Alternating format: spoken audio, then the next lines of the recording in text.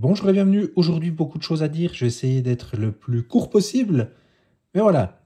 Alors, avant la présentation de ce Spyderco et de ce Bird, trois choses au niveau de la chaîne. La première, la chaîne a fêté ses 2 ans, tout récemment. Je vous remercie, on est un peu plus de 820 abonnés. Vraiment merci pour vos commentaires, retours d'expérience, bienveillance. Ça fait plaisir. J'aimerais bien passer le seuil symbolique des 1000 abonnés. Donc, si vous n'êtes pas encore abonné, vraiment, abonnez-vous s'il vous plaît, ça me ferait vraiment plaisir. Deuxième chose, j'ai acheté un de ces petits tapis de coupe là pour vous rendre compte un petit peu des proportions, puis que ça fasse un petit peu moins de bruit. J'espère que ce sera efficace et qu'on aura l'effet recherché. Troisième chose, ces 2 dernières années, et même avant, ma collection s'est énormément étoffée. Et du coup, ouais, j'en ai trop. J'en ai trop. Et puis, ça coûte un petit saladier, on va dire. Du coup, j'ai décidé de me séparer des pièces, en fait, que je sais que j'aurai pas d'utilité ou qui n'ont pas un aspect de collection. Après, c'est très personnel. Il y a des couteaux super bien dans le lot. Et pour ça, en fait, j'ai créé un site. Le site existait déjà, mais il renvoyait simplement sur les réseaux sociaux. Fabra.com. Là-dessus, vous pourrez trouver de manière détaillée, avec des photos, descriptions, etc., des couteaux que je revends finalement. La plupart sont en excellent état, étant donné que c'est souvent pour du test. Je les utilise, je sais pas, une semaine ou deux comme ça, puis voilà. Donc maintenant, passons enfin à cette présentation. Ici, nous avons un grand couteau, qui est l'Andorra 4, que Spyderco nous a sorti au début des années 90. Et ici, il y a un Bird Caracara, un Bird qui est l'entrée de gamme Spyderco, on va dire, mais qui est plus récente en fait. Mais c'est 2 couteaux qui se rapprochent énormément en termes de taille. Donc, en parlant de ça, on va justement voir un petit peu leurs caractéristiques. Donc, pour l'Andorra, on est sur un prix public de 136 $. Pour le Caracara, 50 $. Les prix constatés, en fait, c'est un petit peu moins haut quand même. On est chez Knife & Tools à 98,98 € et à 39 € ici. Pour les sites suisses tels que Tel Knife, on le trouve à 107 et 46. Longueur ouverte 222, 217, 127, 123. Longueur de lame, tiens, ça va nous intéresser. On est donc à 96, 96, 95, 95. La longueur de tranchant, qui ça est le point le plus intéressant à mon avis, 88, 80. Donc on voit qu'avec le choil ici, on perd sur notre ami Caracara. L'épaisseur de lame, c'est 3 mm sur les deux. Et les aciers, ici, on est sur du VG10 et là sur du BET 8 CR13 MOV. L'épaisseur de manche, à ce niveau-là, au niveau du logo, on est à 11 mm et à 10,2. Les manches sont en FRN, plastique. Et on a un poids ici de 96, 96 et ici de 97, 97. Le Spyderco est fabriqué au Japon, dans la ville du couteau du Japon. Et le Bird dans un endroit sombre en Chine. Je dis sombre pour troller, j'en sais rien. Sûrement une superbe usine. Qu'est-ce qu'on peut dire sur ces deux? L'idée de la vidéo, c'est le comparatif aussi. Donc, on peut constater que les finitions ne sont pas du tout les mêmes. Le Spyderco, ouais, pourtant c'est la même matière plastique, mais il est beaucoup plus travaillé sur Spyderco. Du coup, la prise en main est excellente. Enfin, la prise en main, l'ergonomie est excellente sur les deux, mais la prise en main est plus agréable au toucher, j'entends, sur le Spyderco, parce que les bords sont arrondis. Ici, c'est un petit peu saillant. Enfin voilà, c'est plastoc mieux fini. On va résumer ça comme ça. Le grip est bon sur les deux, encore meilleur sur le Bird, mais bon, il attaque, hein, il attaque. Ce qu'il y a sur Spyderco suffit. Au niveau, justement, ici, des arêtes saillantes, le système de blocage, un backlock, ben, la même chose. Ici, ouais, ça râpe un peu, ici beaucoup moins. On a une fluidité qui est meilleure sur le Spyderco. Enfin, fluidité. Ouais, fluidité de la lame d'une part. Et dureté, hein. C'est un truc d'homme, là. Voilà. Donc là, c'est beaucoup plus sympa. Hop. D'ailleurs, en parlant de ça, vous savez que j'aime pas trop les systèmes backlock, hein, à pompe, en français. Parce que, voilà, je trouve ça pas des plus pratiques, voire dangereux sur certains couteaux. Là-dessus, pas de souci, hein. Hop, c'est long, on désengage. On a ici le bout de la lame qui va venir sur le couteau, mais sans risque qu'on se coupe pas. Le beurre, la même chose, hein. Voilà. Donc ça, c'est pas mal. Dans le reste des différences, on a évidemment le trou spécifique à Bird et à Spyderco. Sinon, en termes de taille, on voit que c'est un petit peu la même chose. Donc le Bird est un peu plus fin. Le quai, ici, voilà. La finition du Jinping est bien meilleure sur le Spyderco et plus efficace. Ça grippe mieux. On en a aussi là derrière d'ailleurs. Comme tout couteau à système à pompe quasiment, ils ont un défaut, c'est que c'est dur à nettoyer dedans. Mais bon, voilà, faut faire attention, puis c'est tout. Puis avec de l'eau, vous faites quand même partir assez facilement les choses si vous ne le laissez pas sécher de manière un petit peu crade. Voilà. Maintenant, lequel je pourrais vous conseiller? Plus le Spyderco, parce que, alors oui, il est bien qu'il est plus de 2 fois plus cher, il donne envie d'être utilisé en fait, contrairement à lui qui est vraiment un bête utilitaire, on va dire. Mais attention, hein, ça ne veut pas dire qu'il est mauvais, il est excellent comme utilitaire justement. Mais on voit que c'est un utilitaire, voilà. Ça dépend ce que vous voulez en faire. Là, celui-là, vous avez plus de plaisir à l'utiliser, il est plus agréable en main, enfin, voilà. Ça, j'ai déjà dit, mais c'est les fêtes, quoi, c'est les fêtes. Excellent utilitaire, excellent couteau de poche, si j'ose dire. D'ailleurs, une chose qui est très intéressante, c'est que j'avais mis un petit peu de côté ce Spyderco Endura. Hein, ça fait plus d'une année que je l'ai, si mes souvenirs sont bons. Parce qu'en fait, je trouvais grand. Hein, effectivement, avec ses presque 13 cm de long, c'est grand. Mais finalement, dans la poche, c'est léger. Hein, c'est léger. Et en fait, il est assez génial. Franchement, j'aime beaucoup après utilisation. Parce que il est super polyvalent en fait. Alors oui, il fait quand même 96 grammes, mais c'est tout à fait bon. J'entends, c'est pas lourd, hein, on le sent pas dans la poche à proprement parler à cause du poids. Il y a plus la taille qui peut être gênant suivant vos poches. Mais voilà, quoi qu'il en soit, c'est un couteau qui a une longue lame, longueur de tranchant de 88 mm. C'est excellent. Il va vous servir pour tout, ouvrir un carton, manger. Il est assez génial. Franchement, je sais pas pourquoi j'ai mis du temps à m'y mettre, mais j'ai eu tort, parce que c'est vraiment un excellent couteau, et je comprends son succès depuis 30 ans. Ouais. C'est un des premiers modèles de Spyderco, d'ailleurs. D'ailleurs, en parlant des frères et sœurs de ces derniers, un petit peu comparé ici avec l'Andela, qui est sorti il n'y a pas longtemps, l'Andela, qui est la version à peine plus petite, si on veut bien, de l'Andorra.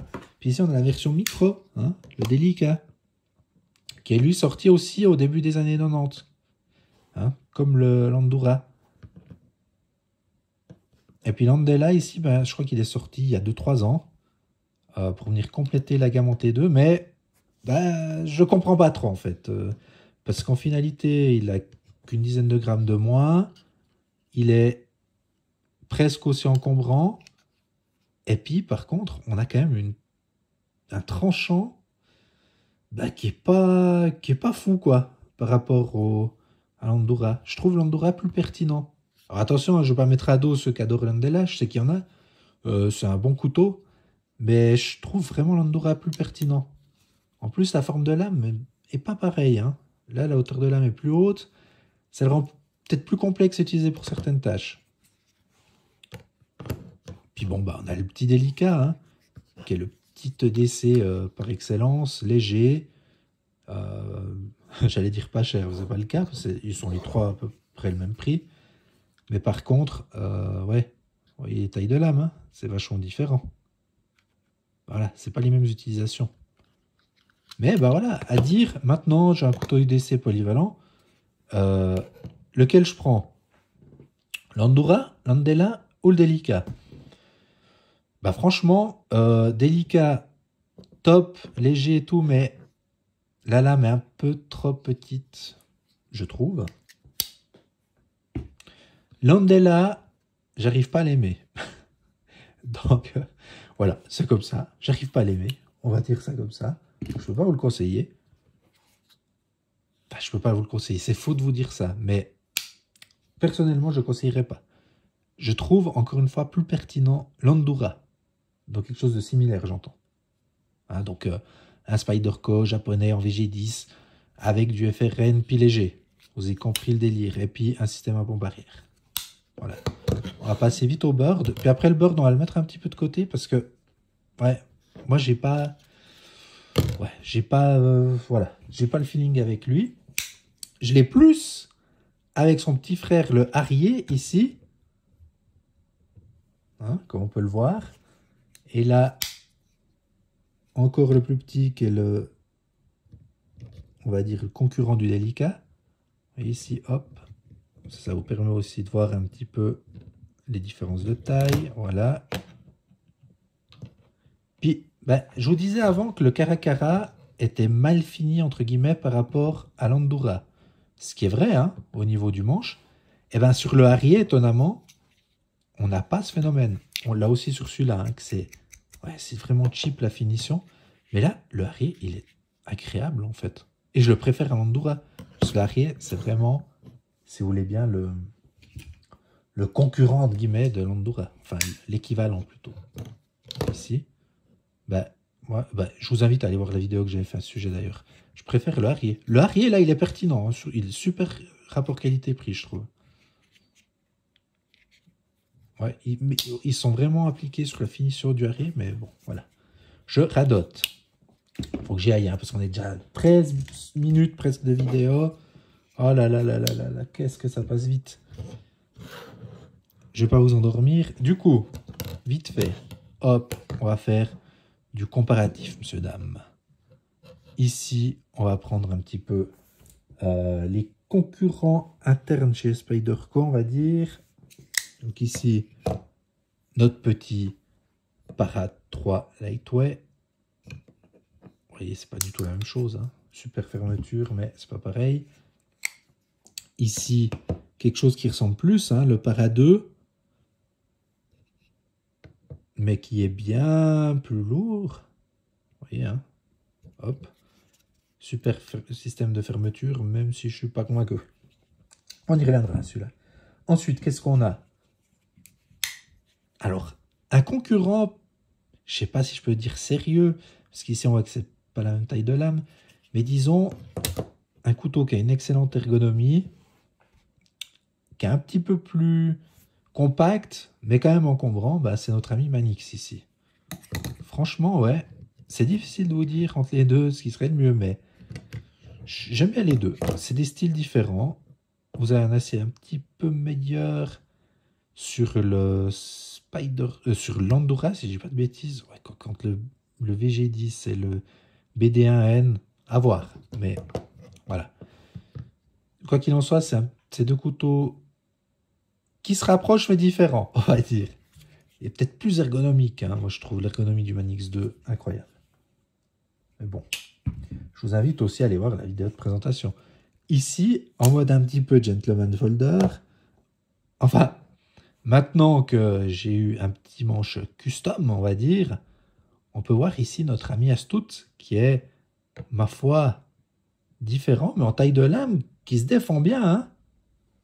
Mais bon, c'est pas du tout la même utilisation, puis la même philosophie.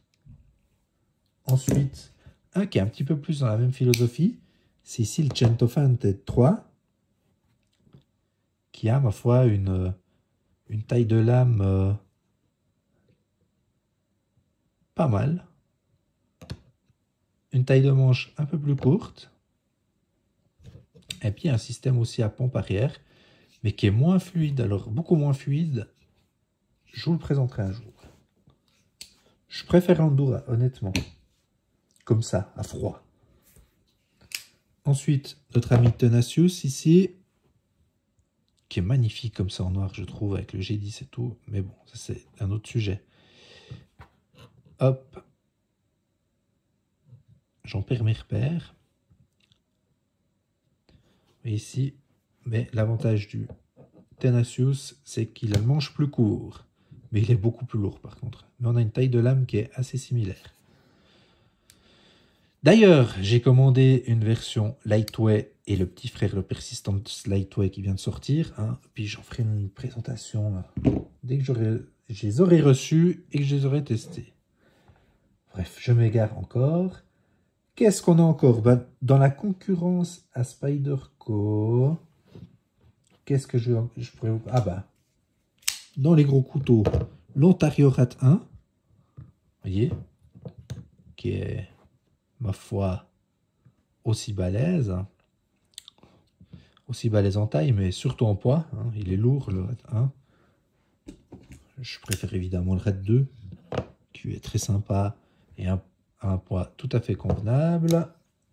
Ensuite, bien sûr, attends, je reviens, un petit Civivi Elementum, juste pour se rendre compte, vu que beaucoup le possèdent, c'est un peu le maître étalon, on va dire. Vous voyez, c'est grand, hein, notre ami Endura. Ensuite, un mini Cryptilian, c'est vraiment, voilà, dire qu'ils ont un poids qui n'est pas très éloigné. Et puis ici, mon bug out customisé AliExpress. Toutes des pièces AliExpress, sauf le mécanisme. Et puis c'est un vrai bug out, mais j'ai un petit peu customisé en mode Micarta AliExpress. Je vous le présenterai en détail une fois peut-être. Voilà. Puis je crois qu'on est bon, à part qu'on est sur ma chaîne, puis qu'évidemment on va faire un petit comparatif avec les couteaux suisses. Puis après, bah, je vous foutrai la paire. Hop, ici, un Suiza moderne. Voilà, là, là, là. Et vous avez vu ça, la caméra? Bon, pas de montage, hein, ici. Hop, on essaie de la remettre.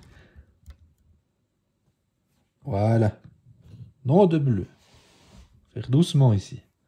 Alors, bien sûr, ici, on a notre ami 130 mm. Vous voyez, hein, ça ressemble. Hein, ça ressemble. Notre Victorinox édition de Léman.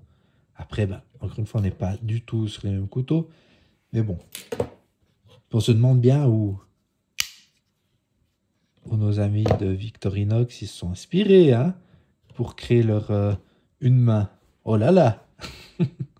Ben, on s'inspire sur les meilleurs, ma foi. Hein. Ils ont raison. Ils ont raison. Ils ont raison. Ah ouais, mais bon, pour le fun, hop. Ici. Allez. C'est pas droit la même chose. On est d'accord. Mais bon, c'est un petit peu un maître étalon aussi, on va dire. Hein. Un 91 mm Victorinox. Bon, je crois que je vous ai assez saoulé. On est presque à la fin, c'est nickel. Qu'est-ce qu'on peut dire? Bah, franchement, cet Endura, il a un super rapport qualité-prix. Ouais, peut-être, peut-être pas. C'est quand même cher. Hein. C'est quand même cher. Mais bon, l'acier est bon. C'est du solide. Il ne va pas vous lâcher demain. Hein, ça, vous pouvez le garder des années, à mon avis, dans la poche. Il n'y aura pas de souci si vous l'entretenez un peu.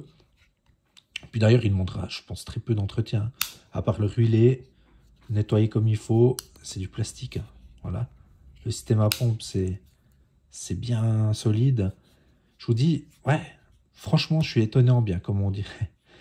Parce que son principal défaut, c'est peut-être sa longueur de manche dans la poche, mais encore une fois, il est léger, donc voilà, à voir, ça dépend des gens.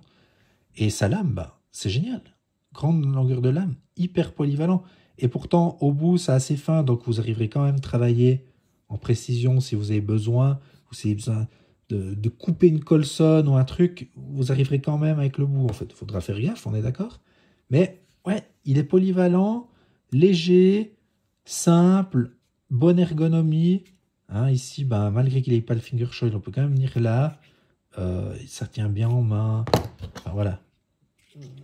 J'ai envie de vous dire, le Bird, pareil, mais il donne moins l'envie de l'utiliser. Puis on perd quand même 0,7 mm de taille de tranchant, hein, à cause du finger choil qui n'est pas forcément utile. Voilà, je vous dis à la prochaine et n'oubliez pas de vous abonner s'il vous plaît, si vous ne l'êtes pas, et d'aller voir mes couteaux en vente, hein, sur fabrag.com.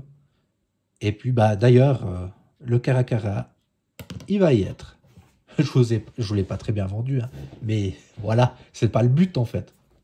À la prochaine.